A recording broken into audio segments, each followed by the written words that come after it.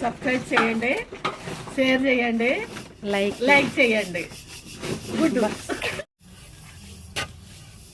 చెప్పనా? మినుములు కొనుక్కున్నామండి. బస్తా 9,000 అండి. మిల్లు దగ్గర పట్టుకెళ్ళండి, ఆడించుకున్నామండి. ఆడించుకుని పప్పు వేసేసామండి. పప్పు చేసాక అప్పుడు మళ్ళీ పోటేసుకోవాలండి. పోటేసుకున్న తర్వాత జల్లించుకోవాలండి. జల్లించుకున్న తర్వాత చెరుక్కోవాలండి. చెరుకుని ఎండలో పోసుకుని డబ్బాలో పోసుకుంటే సంవత్సరం అలాగే ఉంటుందండి. పుచ్చదండి అస్సలు ఏమీ అది బాగుంటుందండి. అలాగా తొందరగా నానిపోద్దండి. తొందరగా కడిగేసుకోవచ్చు, రుబ్బేసుకోవచ్చు. అయ్యో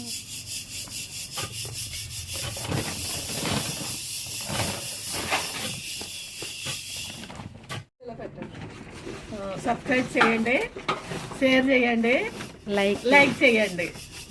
గుడ్